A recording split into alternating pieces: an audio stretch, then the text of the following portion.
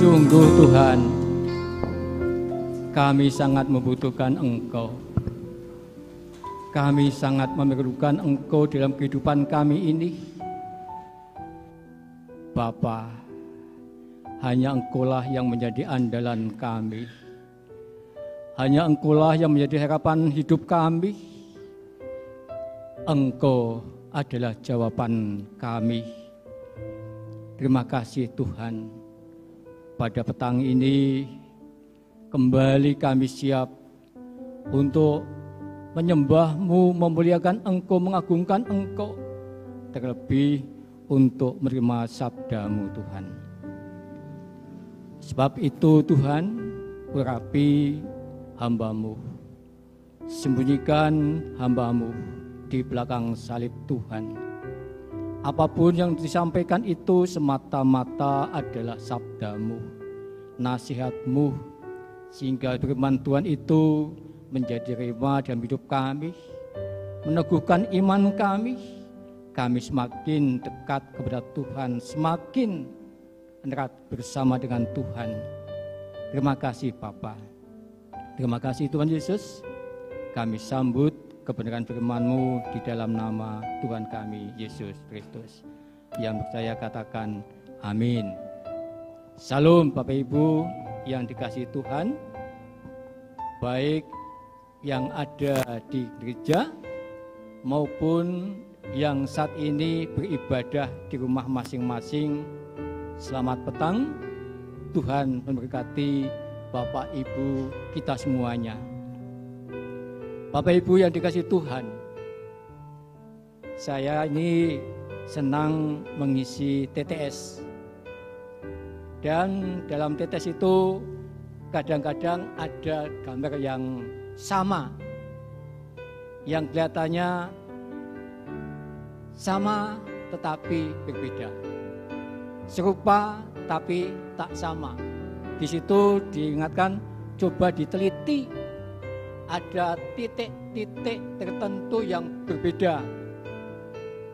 Nah, Bapak Ibu yang dikasihi Tuhan, demikian juga bangsa Indonesia ini satu bangsa, tetapi berbeda suku, berbeda bahasa, berbeda agama atau iman, juga berbeda budaya, juga berbeda akan adat istiadat. Tetapi itu menunjukkan bahwa itulah wujud kemajemukan bangsa Indonesia yang berbineka tunggal ika ini. Semuanya itu tetap dipersatukan dalam satu kesatuan, yaitu NKRI.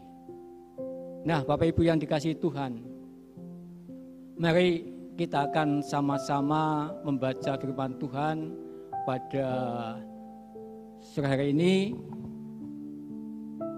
yaitu firman Tuhan yang terdapat di dalam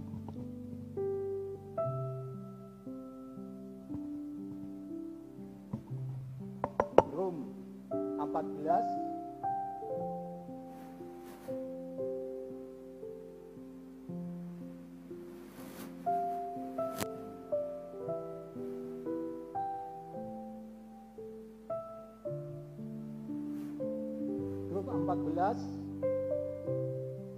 ayat 1 sampai dengan ayat 12.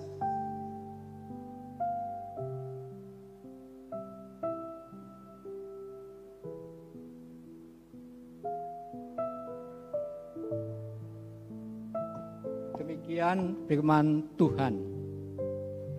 Rom 14 ayat 1 sampai dengan ayat 12, demikian firman Tuhan. Jangan menghakimi saudaramu. Terimalah orang yang lemah imannya tanpa mempercakapkan pendapatnya. Yang seorang yakin bahwa ia boleh makan segala jenis makanan, tetapi orang yang lemah imannya hanya makan sayur-sayuran saja. Siapa yang makan, janganlah menghina orang yang tidak makan, Dan siapa yang tidak makan, janganlah menghakimi orang yang makan. Sebab Allah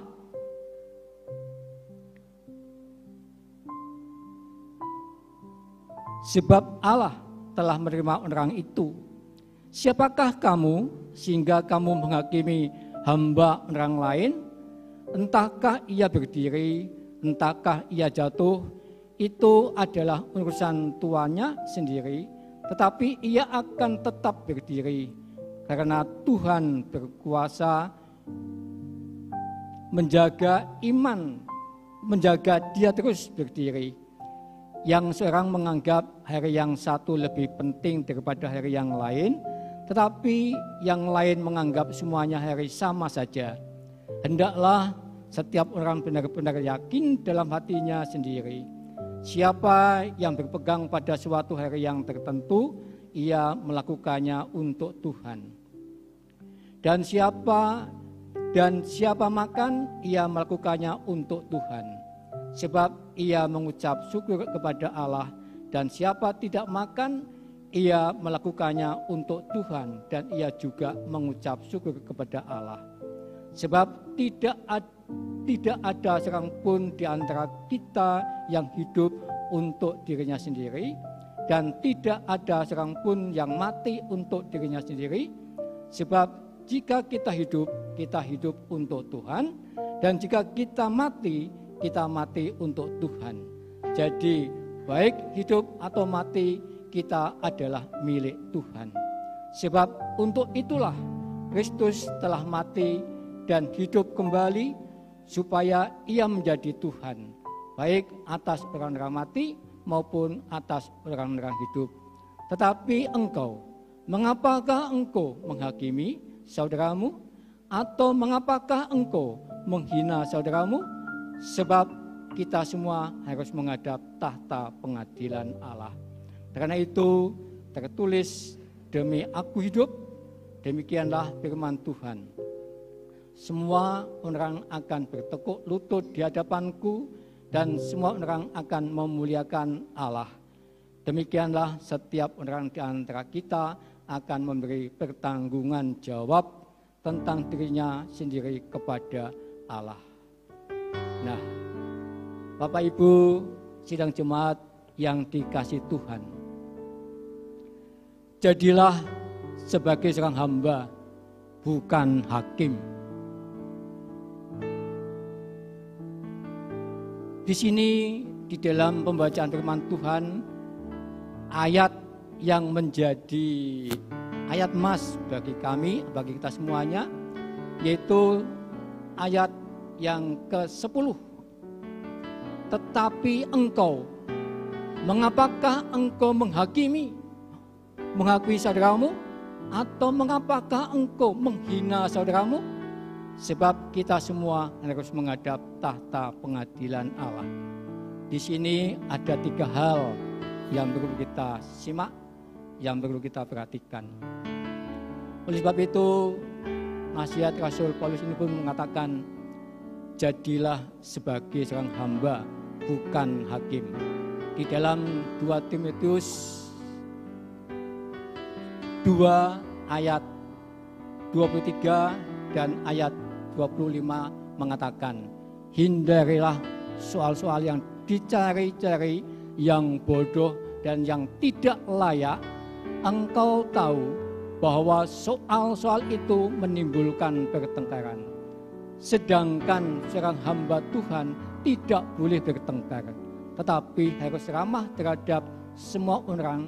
Ia harus cakap mengajar, sabar, dan dengan lemah lembut dapat menuntun orang yang suka melawan, sebab mungkin Tuhan memberikan kesempatan kepada mereka untuk bertobat dan memimpin mereka sehingga mereka mengenal kebenaran.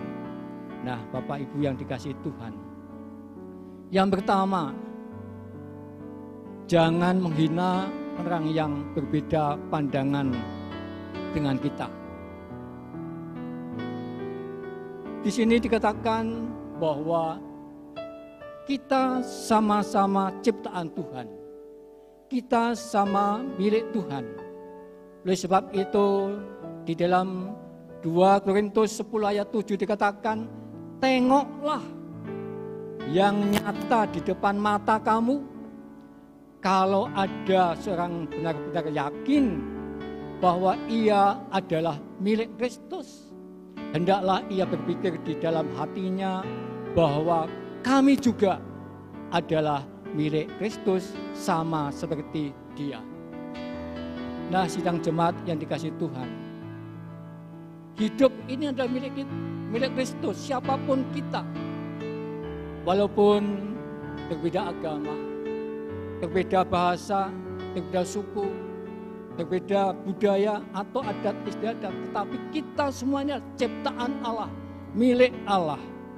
Oleh sebab itu, walaupun berbeda pandangan, pendapat, kita jangan menghina. Tetapi kita senantiasa menghormati apapun pendapat dari mereka. Sidang jemaat yang dikasihi Tuhan, saya masih ingat pada waktu sidang sinode Gereja Isa Masih yang ke-12 di Klender pada waktu itu, yang namanya Bapak Pendeta Eliezer Fisik masih menjadi ketua sinode. Beliau mengatakan, nek nyenengke uangku angel, nek gawe sering hati gampang. Nah, itu diucapkan pada waktu kami dengan teman saya, Pak Derso. Bertiga, beliau mengajarkan kepada kami, usahakan supaya bisa nyenengke orang lain, walaupun berbeda pandangan, berbeda pendapat. Nah, Bapak Ibu yang dikasihi Tuhan, sekalipun kita masing-masing berbeda agama, berbeda suku, tetapi hendaknya kita tetap menghormati dia, jangan sampai kita menghina. Sama tujuan, beda jalan. Di dalam Yohanes 6 ayat 37 dikatakan, semua yang diberikan Bapa kepadaku akan datang kepadaku, dan barang siapa datang kepadaku, ia tidak akan kubuang. Bapak Ibu yang dikasihi Tuhan, tujuannya sama tujuan, beda jalan. Semuanya umat manusia ini berusaha untuk datang kepada Tuhan dan bisa masuk ke dalam kerajaan surga. Siapa yang mau masuk neraka? Semuanya tidak ada yang mau. Pasti semuanya pengen bisa masuk ke dalam kerajaan surga. Nah, persoalannya Bapak Ibu yang dikasihi Tuhan adalah walaupun satu tujuan tetapi beda jalannya. Bagi iman Kristiani, kita semuanya pasti sudah pegang alamat Bapa itu di mana.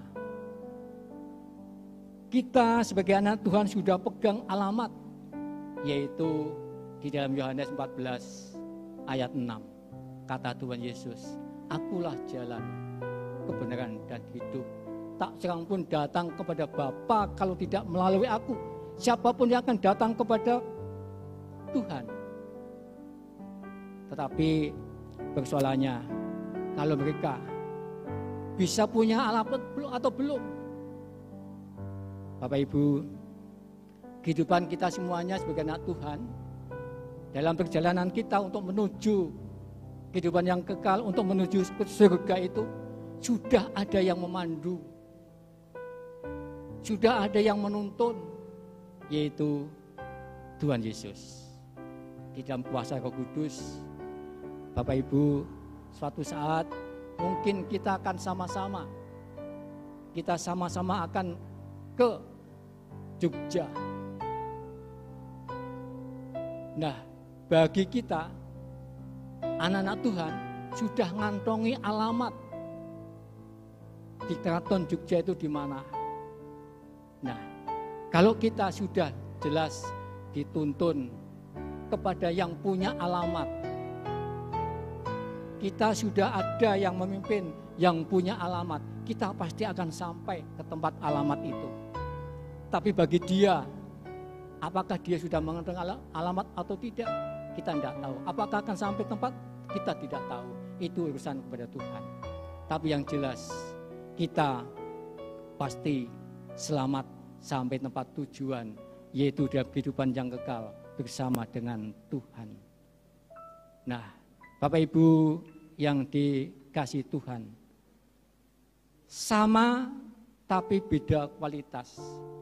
Kalau Bapak Ibu berbelanja di pasar atau membeli buah-buahan, pasti Bapak Ibu memilih yang baik. Kemudian yang jelek ditinggalkan. Setelah mendapatkan yang baik, tentunya langsung dibayar. Nah, demikian juga Tuhan Yesus katakan, bukan aku yang memilih, bukan kamu yang memilih aku, tetapi aku yang memilih kamu. Di dalam Matius,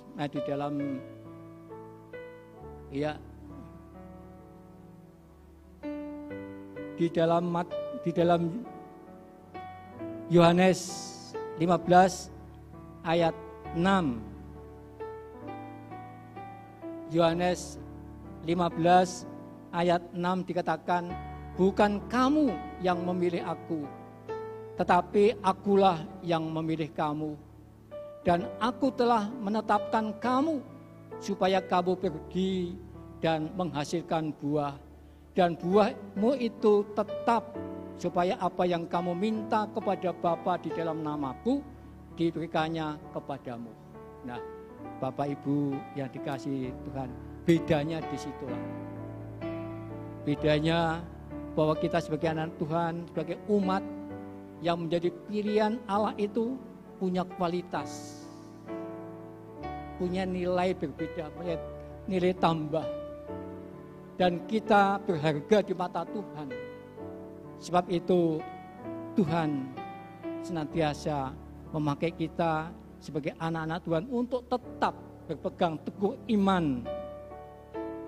Dan supaya kita pun senantiasa melakukan sesuatu untuk Tuhan. Melakukan sesuatu untuk memuliakan Tuhan. Di hal yang kedua dikatakan bahwa di dalam Roma 14 ayat 7 dan 8 dikatakan, sebab tidak ada seorang pun di antara yang hidup untuk dirinya sendiri, dan tidak ada seorang pun yang mati untuk dirinya sendiri. Sebab jika kita hidup untuk Tuhan, dan jika kita mati untuk Tuhan. Jadi baik hidup atau mati, kita adalah milik Tuhan. Bapak Ibu yang dikasihi Tuhan, untuk bisa mewujudkan bahwa kita ini adalah anak-anak Tuhan yang telah dipilih dan yang telah ditebus oleh Tuhan untuk menjadi umat pilihannya. Oleh sebab itu, mari lakukanlah segala sesuatu untuk Tuhan sebagai ucapan syukur. Di dalam Rom 14 ayat 19 dikatakan, sebab itu marilah kita mengejar apa yang mendatangkan damai sejahtera dan yang berguna untuk saling membangun. Kita sebagai jemaat, sebagai anak-anak Tuhan, sebagai umat pilihan Allah, marilah kita berusaha untuk mendapatkan kehidupan atau bisa mendatangkan damai sejahtera dalam hidup kita, dan dalam kehidupan kita bisa berguna untuk saling membangun iman kita masing-masing, khususnya di dalam sidang jemaat kita, dalam kehidupan kita, dalam komunitas kita sebagai anak-anak Tuhan. Biarlah kita senantiasa berusaha untuk saling membantu, untuk saling membangun iman kita, supaya kita semuanya ada kedamaian dan kita mendapatkan satu keselamatan di dalam kasih Yesus Kristus.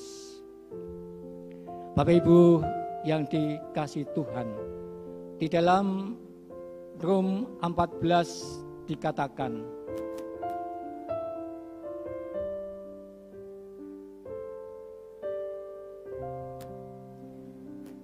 di dalam Rom 14 ayat yang 20 dikatakan, janganlah engkau merusakkan pekerjaan Allah karena makanan. Segala sesuatu adalah suci, tetapi celakalah orang jika oleh makanannya orang lain tersandung. Nah, Bapak Ibu yang dikasihi Tuhan, mari di dalam kita melayani pekerjaan Tuhan, di dalam kita berkarya di ladang Tuhan, di dalam kita menjalani hidup ini, biarlah kita jangan sampai merusak apapun yang telah tertata rapih, apapun yang telah mapan dalam pekerjaan Tuhan, dalam berjemaat, gereja yang sudah mapan. Biarlah kita senantiasa dukung pelayanan demi pelayanan untuk senantiasa hidup ini menjadi berkat, hidup ini menjadi berarti, dan hidup ini tidak merusak tatanan yang telah tersusun rapi hanya oleh karena makanan. Di luar sana berebut makanan, hanya soal parkiran aja sampai gontok-gontokan. Tapi bagi anak-anak Tuhan, kita senantiasa saling memahami, walaupun berbeda pandangan pendapat, berbeda latar belakang, berbeda pikiran, berbeda penghasilan, tetapi tetap dalam satu kerukunan. Jangan merusak pekerjaan Tuhan karena sebuah makanan.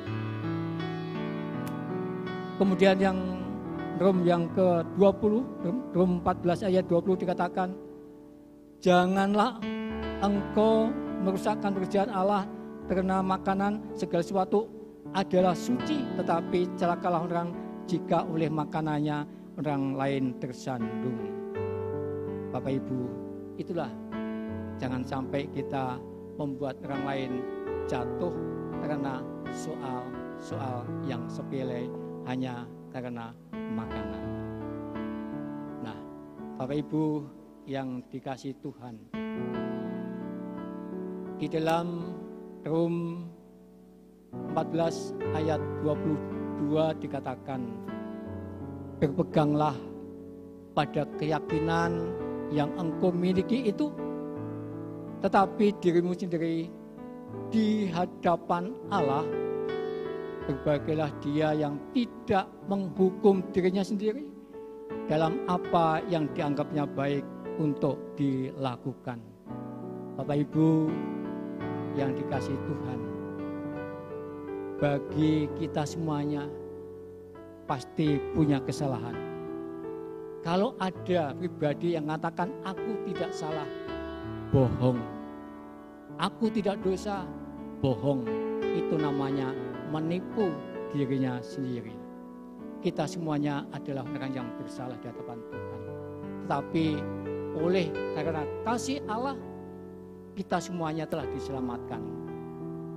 Oleh sebab itu, berbagailah dia yang tidak menghukum dirinya sendiri, dan apa yang dianggapnya baik untuk dilakukan. Oleh sebab itu, lakukanlah apa yang kita baik untuk kemuliaan Tuhan, untuk melayani Tuhan, untuk kebaikan, untuk keyakinan kita.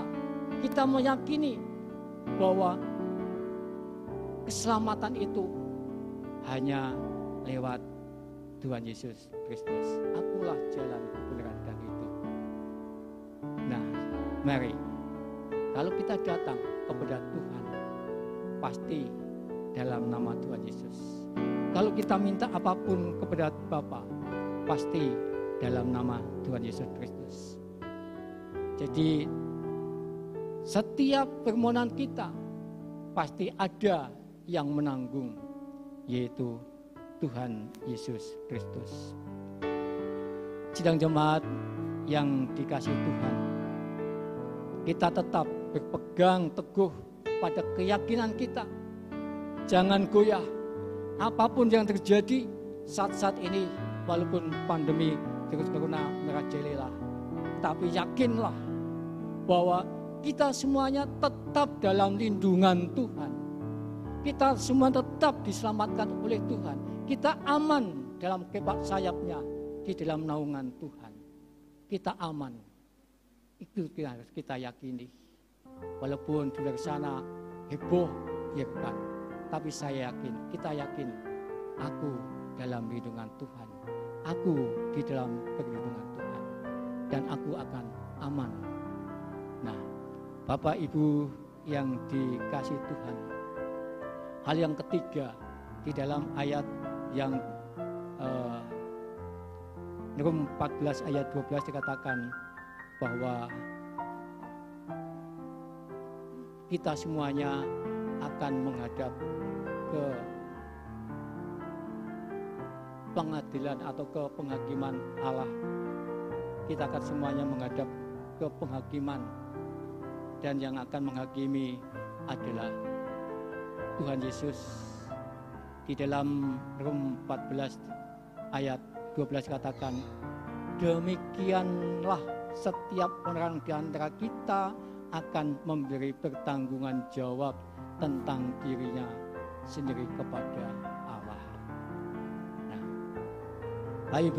Bapak Ibu yang dikasihi Tuhan, di dalam Rum 15 ayat 5 dan 6 dikatakan, semoga Allah yang adalah sumber ketekunan dan penghiburan mengaruniakan keturunan kepada kamu sesuai dengan kehendak Kristus Yesus. Ayat 6, sehingga dengan satu hati dan satu suara kamu memuliakan Allah dan Bapa Tuhan kita Yesus Kristus.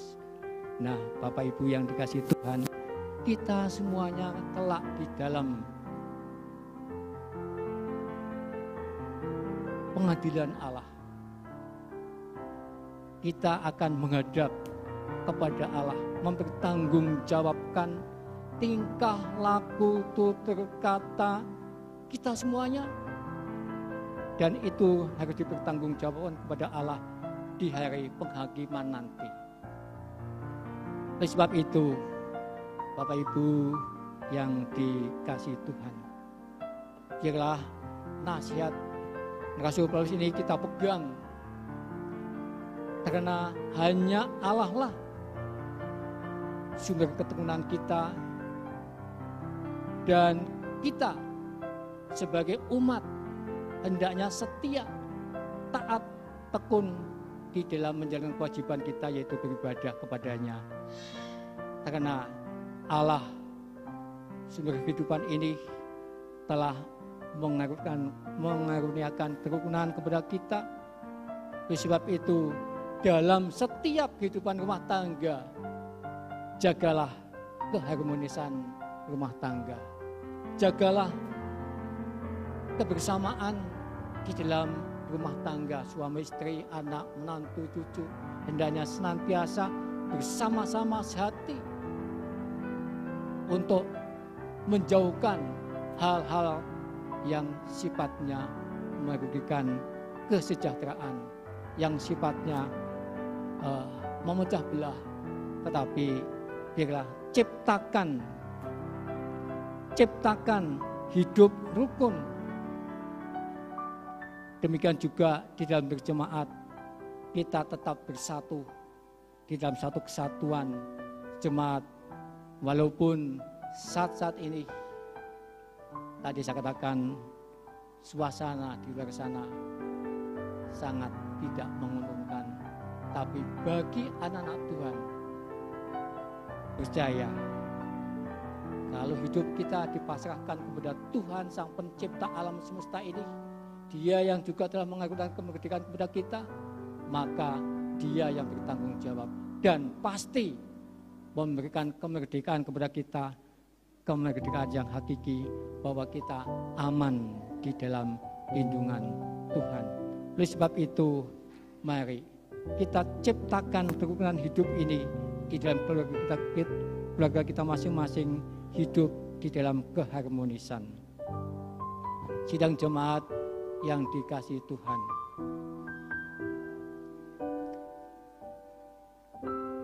sebagai penutup di dalam firman Tuhan pada malam ini,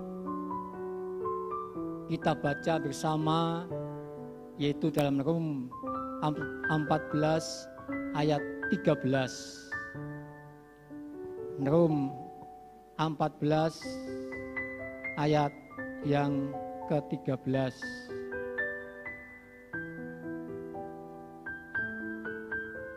Demikian firman Tuhan. Karena itu, janganlah kita saling menghakimi lagi, tetapi lebih baik kamu menganut pandangan ini. Jangan kita membuat saudara kita jatuh tersandung. Nah, sidang jemaat yang dikasihi Tuhan, jangan kita saling menghakimi. Di dalam firman Tuhan Matius 7 ayat 1 dikatakan, jangan kamu menghakimi supaya kamu tidak dihakimi. Sebab penghakiman itu adalah hak Tuhan.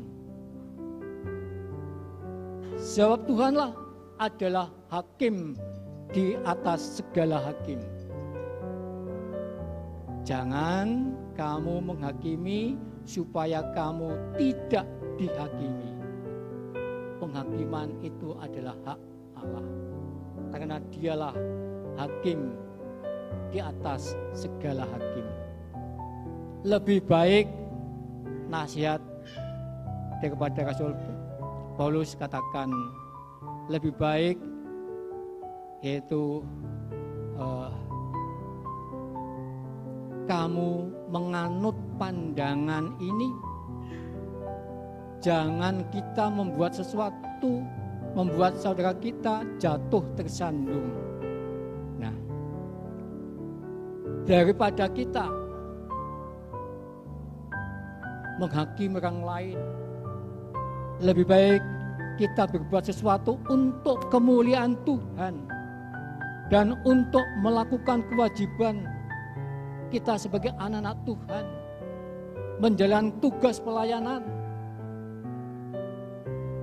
dan segala perintah-perintahnya lewat kesaksian hidup kita, hidup yang benar dalam Tuhan Yesus, sehingga orang lain tidak akan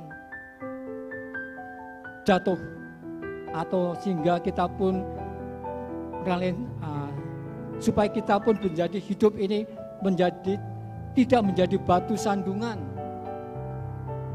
Kalau kita melayani dengan Tuhan dan orang lain bisa percaya, ketika hidup kita ini tidak menjadi batu sandungan bagi mereka, sehingga mereka, orang lain itu yang tadinya yang kita layani, yang kita anggap sebagai simpatisan atau sebagai saudara kita, oleh karena perbuatan kita, dia tersandung karena tingkah laku kita.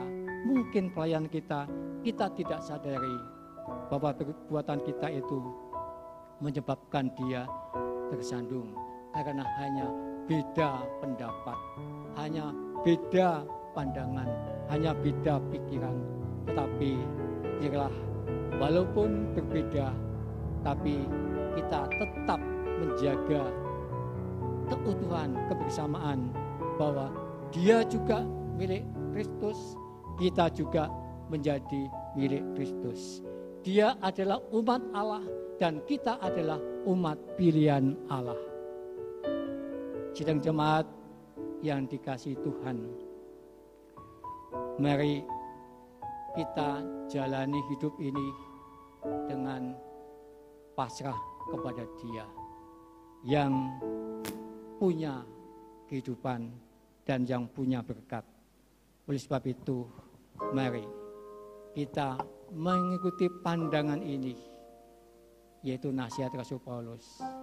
Lebih baik kita melayani Tuhan dengan kesetiaan, dengan penuh ketulusan hati, sehingga orang lain bisa percaya kepada Tuhan, dan kita pun tidak menjadi batu sandungan, sehingga orang lain tersandung oleh karena kesaksian atau oleh karena kehidupan kita. Tapi hidup kita bisa hidup di dalam kasih Tuhan.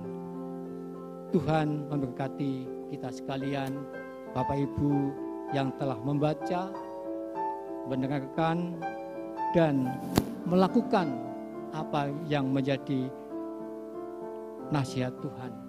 Tuhan memberkati.